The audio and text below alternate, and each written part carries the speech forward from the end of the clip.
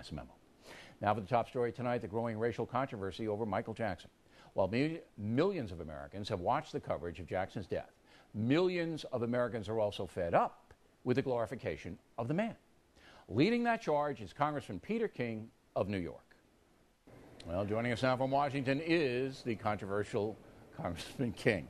All right, now after you said that, Congressman Bobby Rush from Illinois and Hazel Dukes and NAACP officials implied you're a racist. What say you?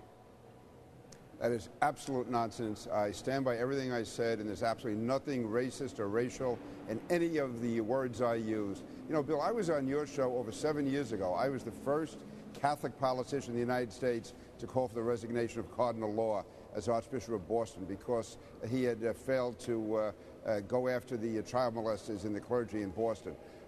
This past weekend, Bob Herbert, the New York Times, an African-American columnist, said that behind the facade of Michael Jackson is the horror of child abuse. I don't see how pointing out a person's horrible record when it comes to misusing and abusing children, how that becomes racial in any way. And also, I'll just say this as an ironic point.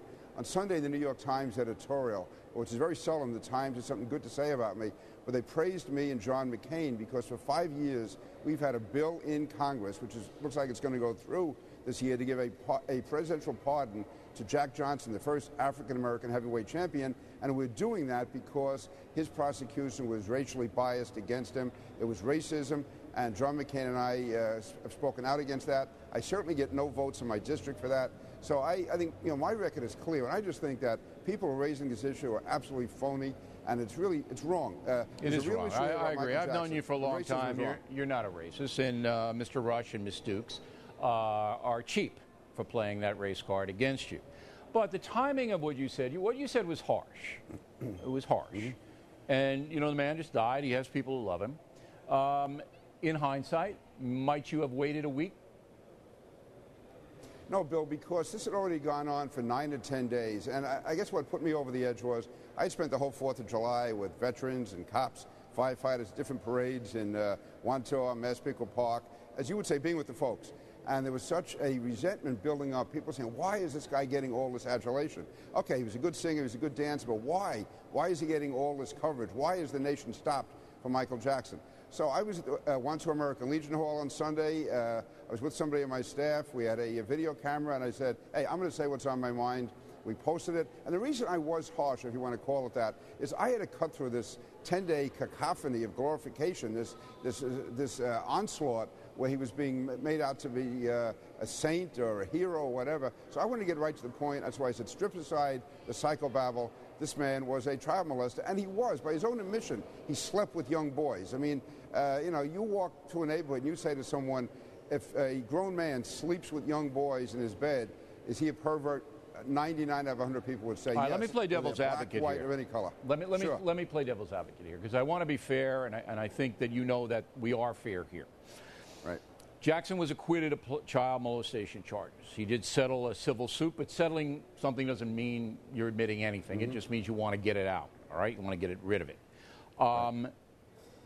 The people who know Jackson, well, say he is a product of an arrested development, that he is a child or was a child in his own mind.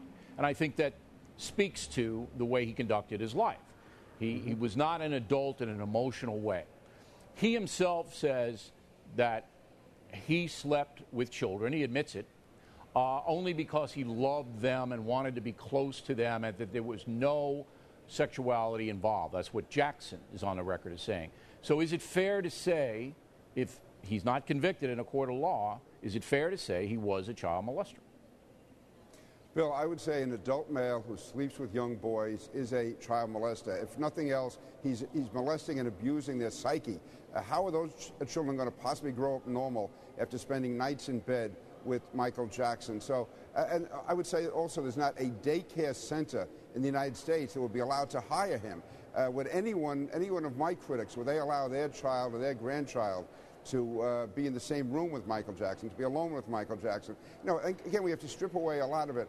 There's a difference between a criminal conviction and admitted conduct. I went back and I read also those articles by Maureen North detailing the way he had all these alarms in his bedroom and his mansion, and he had those alarms on when he was with these young boys. It was a deviant lifestyle. And to listen, if Michael Jackson had died, he got 1 or 2 days of coverage, that would have been fine. But the way it went on and on with this wall-to-wall, round-the-clock coverage, and at the same time we have Americans dying in Iraq and Afghanistan. We have the president in Russia trying to negotiate arms control, nuclear arms control. To me, it was a real reflection on the culture of our country. And I really, you talk about a culture war, Bill. This, to me, I think the media and the political class and the elite class failed. They have our culture. Pat Moynihan spoke about defining deviancy down. It can't be much more down than what Michael Jackson did with young boys, and yet we exalted that over the last 10 days to 2 weeks. It was wrong. Why do you think the media played him as a hero? Perhaps it was political correctness.